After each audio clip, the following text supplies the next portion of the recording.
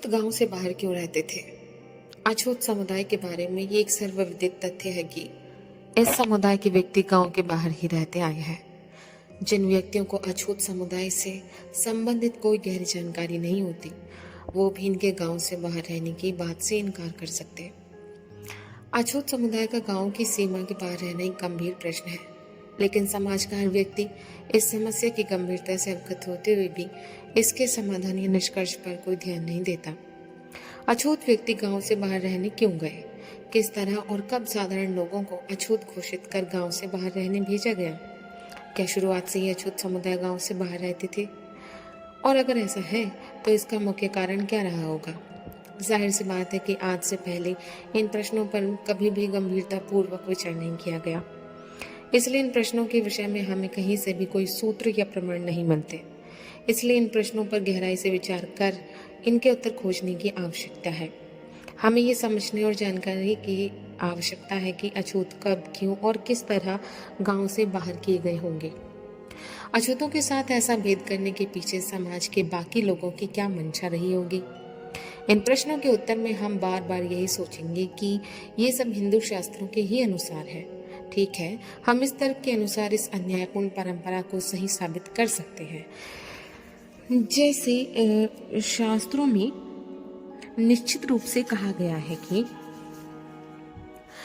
कि अत्यंज अंत्यज जीवित रहे और गांव से बाहर ही उनका निवास स्थान हो। उदाहरणार्थ मनु कहते हैं सर्ग 51, लेकिन चांडालों और श्रवपाकों को गांव से बाहर रहना होगा।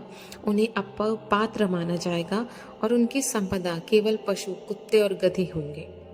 उनका पहनावा केवल मृत पशुओं की खाल से बन सकेगा। उन्हें टूटे हुए पात्रों में ही भोजन खाना होगा। वो काले पत्थरों से बने आभूषण ही पहन सकेंगे और उन्हें हमेशा एक स्थान से दूसरे स्थान पर भटकना पड़ेगा। सर्ग 53 में किसी भी प्रकार के धार्मिक कार्य में संलग्न पुरुष इन व्यक्तियों के संपर्क में नहीं आए और न ही इनसे शारीरिक संबंध स्थापित करें। इन व्यक्तियों का आपसी मेल मिलाप केवल इनकी जान पहचान में ही संभव होगा। इनका विवाह आदि भी केवल इनके वर्ग में ही संभव है। आर्य समाज के व्यक्तियों के अलावा कोई भी इन्हें भोजन दे सकता है, लेकिन भोजन टूटे हुए पात्रों में ही खिलाया जाएगा। ऐसे व्यक्ति रात्रि के समय ना ही गांव के अंदर घूम सकते हैं और न ही शहर में। सर्ग 55 में दिन के समय ये व्यक्ति आवश्यक कार्य हेतु कहीं भी आ जा सकते हैं, लेकिन उन कार्यों की सूची राजा द्वारा निर्धारित होगी। जिन मृत व्यक्तियों के कोई सगे संबंधी न हो, ऐसे व्यक्तियों के शरीर को अंतिम यात्रा तक ले जाने के लिए इन व्यक्तियों को बुलाया जा सकता है। ये राजा का सर्वमान्य आदेश होगा। सर्ग 56 में राजा के आदेश अनुसार अपराधियों के साथ कानून के मुताबिक ही बर्ताव किया जाएगा। कानून मानते हुए ही ये व्यक्ति उन अपराधियों के कपड़े, बिस्तर, आभूषण इत्यादि अपने पास रख सकते हैं। यहाँ शास्त्रों में लिखे गए इन नियमों आदि से क्या निष्कर्ष निकाला जा सकता है? इस प्रकरण में ये संभव है कि इन नियमों की दोहरी व्याख्या निकाली जाए। एक निष्कर्ष ये भी लिया जा सकता है कि जब शास्त्रों से ये विदित है कि अछूतों को गांव से बाहर रहना चाहिए, ऐसे में ये भी संभव है कि इस नियम का अभिप्राय ये हो कि अछूत वहीं रहे जहां वो लंबे समय से रहते आ रहे हो। ऐसे में उनका निवास स्थान गांव से बाहर भी हो सकता है। इस प्रकरण में दूसरी व्याख्या ये भी हो सकती है कि जिन व्यक्तियों को अछूत घोषित कर दिया गया हो, उन्हें गांव में रहने नहीं दिया जा सकता। ऐसे व्यक्ति गांव से बाहर रहने को भेज दिए जाएंगे। इस प्रकरण की ये दो भिन्न व्याख्याएं अपनी अलग अलग संभावनाएं रखती हैं। पहली संभावना ये कि छुआछात का अछूतों के गांव से बाहर रहने के नियम से कोई लेना देना नहीं, क्योंकि हम ऐसा मानकर चल सकते हैं कि शुरुआती समय से ही अछूत गांव की सीमाओं से बाहर रहते आ रहे हैं, लेकिन जब उन पर जबरदस्ती ही छुआछात परंपरा थोपी गई, ऐसे में उनके पास गांव से बाहर रहने के अलावा और कोई रास्ता नहीं बचा होगा। इस प्रकरण की दूसरी व्याख्या के जरिए एक संभावना ये भी प्रकट होती है कि छुआछात परंपरा और अछूत समुदाय को अलग रख कर नहीं देखा जा सकता। अछूतों का गांव की सीमाओं से बाहर रहना भी छुआछात परंपरा के पालन का ही एक रूप है। संक्षेप रूप में ये कहा जा सकता है कि अछूत गांव में ही रहा करते थे, लेकिन जब उन पर छुआछूत परंपरा के नियम आदि जबरन थोपे गए, ऐसे में उन्हें अपनी जगहों से उखड़कर गांव के बाहरी इलाकों में शरण लेनी पड़ी। अब इन दो संभावनाओं में से किस संभावना को निष्कर्ष के अधिक निकट माने? यह इस प्रकरण की दूसरी व्याख्या बहुत ही तर्कहीन और बेबुनियाद है। इस दूसरी व्याख्या की सत्यता केवल एक तर्क से नापी जा सकती है। हम जिस समस्या की बात कर रहे हैं वो समस्या किसी एक गांव या किसी एक क्षेत्र तक ही सीमित नहीं है। ये समस्या पूरे भारत में हर कहीं मौजूद है। किसी गांव में अछूतों की पहचान कर उन्हें गांव से बाहर रखना एक बड़े स्तर का कार्य है। इतने बड़े स्तर का कार्य बिना किसी बड़ी योजना के संभव नहीं। क्या उस समय कोई बड़ा राजा या प्रशासक आदेशानुसार ही इतने बड़े स्तर के कार्य को अंजाम दिया जाता होगा? संभव है कि इस कार्य का आदेश एक ऐसे सम्राट द्वारा दिया गया हो जिसका आधिपत्य पूरे भारतवर्ष पर हो सकता है, लेकिन इतना बड़ा कार्य भी किसी एक सम्राट के वश की बात नहीं लगती। चाहे संभव हो या असंभव, पर इतना जरूर माना जा सकता है कि ये कार्य किसी बड़े सम्राट के आदेश के बिना संभव नहीं था। इस विषय में अब ये जानना आवश्यक है कि आखिर किस शासक को इस कार्य को अंजाम देने का दोषी बनाया जाए। इसलिए इस संभावना पर विचार करके भी हम किसी नतीजे पर नहीं पहुंचते, क्योंकि भारतवर्ष में ऐसा कोई सम्राट था ही नहीं जिसके आदेश का पालन इतने बड़े स्तर पर संभव होता। ऐसा भी हो सकता है कि अछूतों को एक अछूत जाति के रूप में घोषित किए जाने से काफी पहले ही उनके रहने की व्यवस्था गांव से बाहर थी, और इस तरह का जब कुछ समय बाद जो अछूत का पालन बड़े स्तर पर होने लगा, उसके बाद से अछूत व्यक्ति गांव से बाहर ही रहने लगे। पर इन सब में भी घूम फिर कर फिर से वही बात आ जाती है कि आखिर वो गांव से बाहर रहते ही क्यों थे। लेकिन इन सब के लिए उन्हें किसने मजबूर किया? जिस प्रकार समाज विज्ञान के विद्यार्थी ये मानते हैं कि कोई भी प्रथा सीधे साधे रूप में प्राचीन काल से लेकर आधुनिक समय तक वैसे की वैसी ही मानी गई, उसी तरह अछूतों के गांव से बाहर रहने की परंपरा को लेकर भी एक सीधा सा तर्क मान लिया गया। अछूतों के गांव से बाहर रहने की परंपरा को प्राचीन प्रथा मानकर ये स्वीकार कर लिया गया कि वो तो हमेशा से ही गांव की सीमा के बाहर रहते आए हैं। शायद साधारण लोगों को तो इस समस्या का अंदाजा तक नहीं। उन्होंने तो बिना किसी ठोस कारणों की खोज किए बिना ही ये मान लिया कि इस तरह की परंपरा का पालन समाज का एक स्वाभाविक अंग है। जैसे और परंपराओं के साथ ये परंपरा भी प्राचीन काल से चली आ रही है और जिसका पालन आधुनिक युग में भी सहज स्वाभाविक ढंग से होना चाहिए। लेकिन हमें ये सोचना चाहिए कि प्राचीन समाज और आधुनिक समाज दो अर्थों में एक दूसरे से एकदम भिन्न ठहरता है। प्राचीन काल में समाज में घुमंतू जातियां हुआ करती थीं, वहीं आधुनिक युग में समाज में सब कुछ व्यवस्थित हो गया। वहीं प्राचीन काल में जनजातियों का आपसी मेल मिलाप रक्त संबंधों पर ही आधारित होता था, जबकि आधुनिक युग में क्षेत्रीयता के आधार पर लोगों में परस्पर मेल जोल बढ़ाया गया। दूसरे शब्दों में कहा जाए तो आदिम से आधुनिक समाज के क्रमगत विकास में दो मुख्य बातें रूप से उभर कर आती हैं। एक तो ये कि आदिम से आधुनिक समाज तक की यात्रा में कई चरण आए, जिनमें से प्रमुख था आदिम वन्य जनजातियों का आधुनिक युग में प्रवेश करते हुए एक व्यवस्थित जीवन शैली अपनाने की शुरुआत करना। ये अपने आप में एक बड़ा परिवर्तन था, इसलिए इसके होने को झुठलाया नहीं जा सकता। यहाँ तक कि इस परिवर्तन की आहट कई राजाओं के राजकाल में भी मिलती है। अंग्रेज राजाओं की इस शैली को ही लीजिए। किंग जॉन ऐसे पहले राजा थे जिन्होंने खुद को इंग्लैंड का राजा घोषित किया था। उनके पूर्वज भी अपने आप को अंग्रेजों का राजा मानते थे। लेकिन इस राजवंश में भी जहां एक परंपरा व्यवस्थित जीवन जीने वाली नई पीढ़ी की थी, वहीं दूसरी परंपरा वन्य जनजाति की थी। एक समय पर इंग्लैंड एक ऐसा देश था जहां सिर्फ अंग्रेज लोग ही बसते थे। इस तरह इंग्लैंड केवल अंग्रेजों का ही देश बन गया। यही परंपरा हमें फ्रांस में भी देखने को मिलती है। यहाँ के फ्रेंच राजा एक समय पर फ्रैंक के राजा कहलाते थे, लेकिन कुछ समय बाद वो फ्रांस के राजा कहलाए जाने लगे। इस तरह मानव सभ्यता का विकास क्रम आदिम समाज को एक सुसंगठित और व्यवस्थित समाज में परिणत करता है, न कि एक घुमंतु जाति के रूप में। अर्थात प्राचीनता से आधुनिकता का ये विकास क्रम किसी अन्य तर्क की अपेक्षा नहीं रखता। इस दिशा में निष्कर्ष के और अधिक निकट पहुंचने के लिए हम विकास के क्रम के दूसरे पहलू पर विचार कर सकते हैं। इस मत पर विचार किया जा सकता है कि आदिम समाज एक व्यवस्थित समुदाय कैसे बना। आदिम समाज के व्यवस्थित समुदाय का रूप लेने का विकास क्रम एक विस्तृत अध्याय की मांग करता है। उस पूरे इतिहास चक्र को किन्हीं भागों में विभक्त कर समझ पाना भी अपने आप में एक जटिल काम है। अतः उस विकास यात्रा से जुड़ी दो बातों पर मुख्य रूप से गौर किया जा सकता है। उन दो मुख्य बातों में से पहली बात इस पर विचार पर बल देती है कि आखिर किन प्रभावों के कारण आदिम समाज ने घुमंतु जीवन शैली को त्यागा। वहीं दूसरी बात इस विचार पर बल देती है कि घुमंतु जाति की एक व्यवस्थित जीवन अपनाने की पूरी प्रक्रिया के दौरान क्या क्या परिवर्तन हुए होंगे।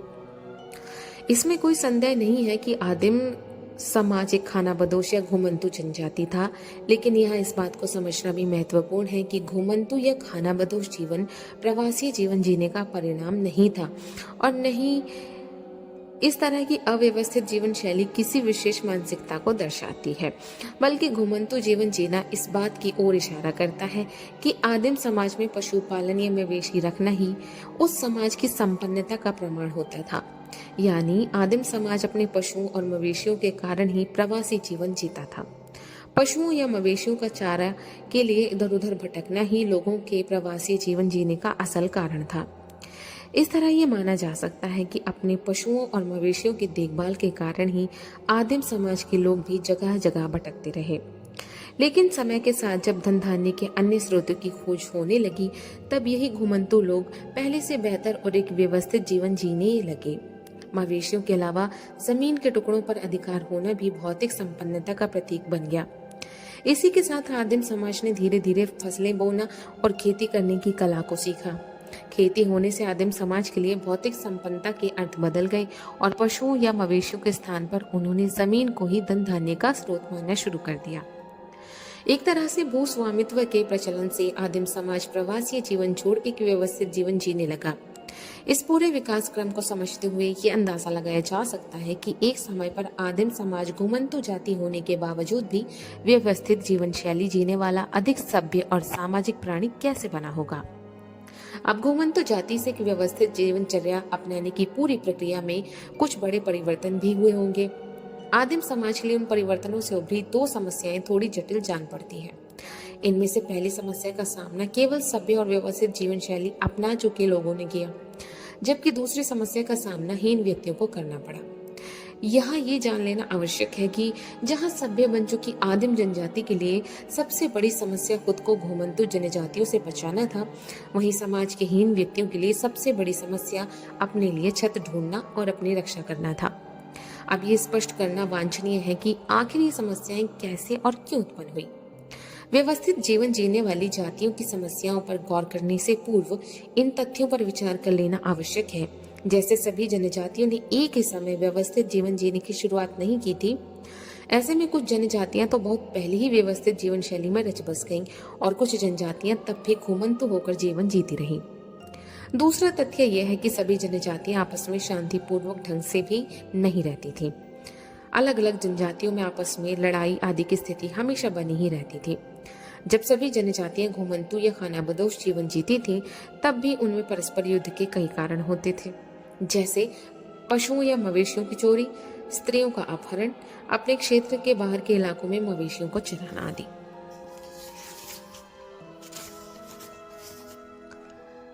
जब कुछ जनजातियां सभ्य बन गईं, तब बाकी की बची हुई घुमंतु जनजातियों ने सभी जातियों से लड़ाई जारी करना ज्यादा लाभकारी समझा। उनके लिए ऐसा करना बाकी की घुमंतु जनजातियों से युद्ध करने की अपेक्षा में ज्यादा लाभकारी था। इस तरह घुमंतु जनजातियों का सभ्य बन चुकी जातियों से हमला करने की नीति के पीछे एक ही मानसिकता काम करती थी। उस मानसिकता के अनुसार सभ्य जातियां खानाबदोश जनजातियों से कहीं ज्यादा संपन्न थी। ऐसे में दूसरी घुमंतु जनजातियों से युद्ध करने पर केवल पशुओं या मवेशियों को ही पाया जा सकता था, जबकि सभ्य जनजातियों से युद्ध करने पर भूमि समेत कई भौतिक संसाधनों को हासिल करना मुमकिन था। एक जरूरी बात यह भी है कि सभी जातियों के पास अपने मवेशी होने के साथ साथ अपना उगाया हुआ अनाज भी होता था। यानी अनाज एक ऐसा संसाधन था जो खानाबदोश जनजातियों के लिए अप्राप्य वस्तु थी। इसलिए खानाबदोश जनजातियां अक्सर पूरी योजना बनाकर सभ्य जनजातियों पर धावा बोल देती थी। ऐसा करने के पीछे उनकी मंशा यही रहती थी कि किसी तरह वो सभ्य जातियों के धन एवं एकत्रित किए गए संसाधनों पर अपना कब्जा कर ले। वही सभ्य बन चुकी जनजातियां खुद को ऐसे हमलों या युद्धों से बचा पाने में असक्षम थीं। सभ्य जातियों का ध्यान हमेशा भौतिक संसाधनों को जोड़ने और सार्थक उपायों पर ज्यादा केंद्रित रहता था। कुल मिलाकर संसाधनों और आय के विभिन्न स्रोतों के एकत्रीकरण हेतु अपने हिस्से की जमीन तो उन्हें सुलभ थी, लेकिन इसमें एक व्यंग्य ये भी निहित है कि उसी जमीन से वो अपनी रक्षा हेतु तलवारें नहीं उगा सकते थे।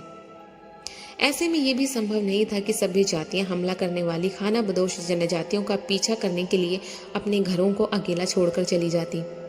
इतिहास में भी इस तरह की विकट परिस्थितियों के कई उदाहरण हैं। चाहे कोई भी सभ्यता कितनी ही उन्नत और संपन्न क्यों न रही हो, लेकिन लुटेरों और हमलाखोरों से बचने के लिए उनके पास पर्याप्त संसाधनों की हमेशा कमी रही है। ये सभी बातें यही दर्शाती हैं कि खानाबदोश जनजातियों के एक सभ्य जाति बनने तक की यात्रा में कई उतार चढ़ाव आए, जिनमें से प्रमुख समस्या सभ्य जातियों के अपने खुद की रक्षा करने की थी। अब इन सबसे समाज में हीन व्यक्तियों की समस्या कैसे उभरी, ये भी जानना आवश्यक है। हीन व्यक्तियों की दशा एवं दिशा आदिम जनजातियों के आपसी युद्धों एवं लड़ाइयों का परिणाम है। विभिन्न जनजातियों का आपस में युद्ध करना उस समय में एक सामान्य बात थी। युद्ध के परिणाम स्वरूप कई जनजातियां दूसरी जनजाति से युद्ध करते समय खुद को पूरी तरह से नष्ट करने की बजाय अपनी हार स्वीकार कर लेती थीं। वहीं कुछ जनजातियां युद्ध में हारकर टुकड़ियों में ही बच पाती थीं। इस तरह आदिम सभ्यता के समय युद्ध में हारे हुए ऐसे लोगों का समूह हमेशा एक जगह से दूसरी जगह घूमता रहता था। युद्ध में हारे हुए लोग ऐसे जगह भटकते हुए समाज में हीन व्यक्तियों की श्रेणी में गिने जाते थे। इस समस्या को गहराई से जानने के लिए आवश्यक है कि हम ये जान लें कि दरअसल आदिम समाज वास्तव से शुरुआत से ही आदिवासी था। आदिम समाज के आदिवासी होने से दो मुख्य बातें उभर कर आती हैं। पहली ये कि आदिम समाज में प्रत्येक व्यक्ति किसी न किसी जनजाति से संबंध रखता था। उस समय व्यक्ति का किसी जाति विशेष से संबंध न होना उसके अस्तित्व पर ही प्रश्न चिन्ह लगा देता था। दूसरी बात ये थी कि आदिवासी समुदाय रक्त संबंधों और गोत्र विशेष पर आधारित होते थे। इस कारण एक समुदाय में जन्म लेने वाला व्यक्ति किसी दूसरे समुदाय का हिस्सा नहीं बन सकता था। यही कारण है कि युद्ध के बाद टुकड़ियों में शेष बचे हीन व्यक्तियों को अपना पृथक जीवन व्यतीत करना पड़ता था। युद्ध के दौरान भी जब दो जनजातियां आपस में युद्धरत होती, तब भी इन हीन व्यक्तियों को अपने ऊपर हमला होने का डर हमेशा बना रहता था। इन लोगों को हमेशा आशंका रहती थी कि आखिर वो कहाँ जाकर अपने सिर के ऊपर छत तलाशेंगे। उन्हें ये पता ही नहीं होता था कि आखिर वो अपनी सहायता और संरक्षण के लिए किसके पास जाएं और किन लोगों से वो अपनी रक्षा करवाएं। यानी अपना घर तलाशना, अपनी रक्षा करना ही इन हीन व्यक्तियों के जीवन की सबसे बड़ी समस्या थी। इस तरह घुमंतु जनजातियों के एक सभ्य जाति बनने के विकास क्रम में मुख्य रूप से दो समूह बनकर आए। पहला समूह उन लोगों का था जो एक सभ्य जीवन जीने लगे थे और जिनको ऐसे हीन व्यक्तियों की आवश्यकता होती थी जो खानाबदोश लोगों से उनकी रक्षा कर सके और एक तरह से उनके चौकीदार बन के रहे। वहीं दूसरा समूह उन लोगों का था जो युद्ध में हारे हुए हीन व्यक्ति होते थे और जिन्हें ऐसे संरक्षणकर्ताओं की आवश्यकता होती थी जो उन्हें भोजन और घर दोनों दे सके। अब सवाल ये उठता है कि इन दोनों समूहों ने अपनी अपनी समस्याओं का समाधान कैसे किया। इस संबंध में ऐसे कोई प्रमाण नहीं मिलते जिसके अनुसार दोनों समूहों के बीच किन्हीं निर्धारित शर्तों पर कार्य की जाती हो, लेकिन फिर भी ये माना जा सकता है कि दोनों समूह अपनी सुविधा के अनुसार एक दूसरे से काम लेते थे। जहाँ हीन व्यक्ति सभ्य व्यक्तियों की रक्षा और चौकीदारी किया करते थे, वहीं बदले में सभ्य व्यक्ति उन हीन व्यक्तियों को उनकी चाकरी के बदले भोजन और रहने को घर दे दिया करते थे। उस समय इस तरह की सामाजिक व्यवस्था का होना स्वाभाविक ही था। दोनों ही समूह अपने हितों के लिए एक दूसरे पर आश्रित थे और उन्हें एक दूसरे की सहभागिता की परम आवश्यकता होती थी। लेकिन इस सामाजिक व्यवस्था में भी कुछ छोटी छोटी समस्याएं उत्पन्न होती रहती थीं, जिनमें से प्रमुख समस्या थी कि हीन व्यक्तियों को आश्रय प्रदान कर उनके रहने की व्यवस्था करना। हीन व्यक्ति सभ्य व्यक्तियों की सेवा में रहकर भी रहने की जगह नहीं पा पाते थे। उनके रहने की व्यवस्था को लेकर एक असमंजस की सी स्थिति हो जाती थी कि आखिर उन्हें सभ्य व्यक्तियों की बस्तियों के अंदर ही बसाया जाए या फिर बाहर। इस असमंजस की स्थिति से बाहर निकलने के लिए दो बातों पर प्रमुख रूप से ध्यान दिया जाता था। सबसे पहले रक्त संबंधों पर विचार होता था और फिर एक नीति बनाई जाती थी। आदिम समाज में ये मान्यता थी कि केवल समान रक्त संबंधों के व्यक्ति ही एक साथ रह सकते थे। समान रक्त संबंधों वाले व्यक्तियों के निवास स्थान के आसपास किसी अनजान व्यक्ति की आवाजाही पूरी तरह वर्जित होती थी। ऐसे में कहीं न कहीं हीन व्यक्ति भी सभ्य समाज के लिए पूरी तरह से अनजान व्यक्ति समझे जाते थे। एक तरह से हीन समझे जाने वाले व्यक्ति सभ्य जातियों के लिए पूरी तरह से अनजान व्यक्ति होते थे। इस कारण उन्हें सभ्य जाति के साथ रहने की मनाही होती थी। वहीं सुरक्षा कारणों से भी हीन व्यक्तियों को सभ्य समुदाय के रिहायशी इलाकों की बाहरी सीमाओं पर बसाया जाता था। हीन व्यक्ति गांव की बाहरी सीमाओं पर रहकर सभ्य जाति के लोगों की रक्षा करते थे। वो गांव की बाहरी सीमाओं पर रहकर अन्य जनजातियों के हमला करने पर सचेत हो जाते थे। इस प्रकार ये दोनों ही विचार उस धारणा के मूल में थे जिनके अनुसार हीन व्यक्तियों को गांव से बाहर बसाया जाता था। अब हम इस प्रश्न का विचार करेंगे कि आखिर अछूत गांव से बाहर क्यों रहते थे। इस प्रश्न का उत्तर ऊपर लिखी गई बातों से भली प्रकार स्पष्ट है। एक तरह से यही समान प्रक्रिया भारत के हिंदू समाज में भी रही होगी। जिस समय हिंदू समाज खानाबदोश जीवन से एक व्यवस्थित जीवन जीने की ओर अग्रसर हो रहा था, उस समय भी समाज में कुछ हीन व्यक्ति जरूर होंगे। यानी भारत में भी आदिम हिंदू समाज और सभ्य एवं हीन व्यक्ति थे। एक सभ्य और व्यवस्थित जीवन शैली वाली जातियां ही गांव बसाती थी। यही जातियां गांव में विशेष व्यक्तियों के रहने का स्थान निर्धारित करती थी। उनकी व्यवस्था इस तरह की होती थी कि हीन व्यक्तियों को गांव की बाहरी सीमाओं पर अलग घरों में रहने का स्थान दिया जाता था।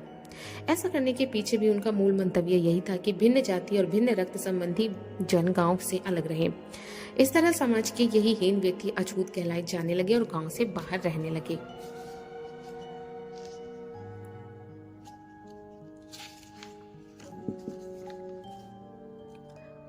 अब ये बात एकदम स्पष्ट है कि अछूत व्यक्ति आदिम समय से ही स्वाभाविक कारणों से गांव से बाहर रहते थे। इन सब में उनके अछूत होने के संदर्भ में कोई विशेष तर्क नहीं दिखता, लेकिन संभव है कि अछूतों के गांव से बाहर रहने की समस्या पर यह व्याख्या कुछ और सवालों को जन्म दे। संभव है कि आलोचक वर्ग इस व्याख्या से असहमत हो तथा कुछ और प्रश्न उठाएं, जैसे क्या अछूतों के हीन व्यक्ति होने का कोई पुख्ता प्रमाण है? दूसरा कि क्या भारत में खानाबदोश लोगों के सभ्य बनने का विकास क्रम वाकई में घटित हुआ था? इसके प्रमाण कहाँ है? तीसरा है, अगर हीन व्यक्तियों का गांव की सीमा से बाहर रहने की परंपरा विश्व के सभी देशों में मानी जाती थी, तो फिर इसके संबंध में कोई पुख्ता प्रमाण क्यों नहीं मिलते? अन्य देशों में प्रमाण के तौर पर ही हीन व्यक्तियों के घर आदि क्यों नहीं मिले, जबकि भारत में उनके घर आदि होने का प्रमाण आज भी सुरक्षित है?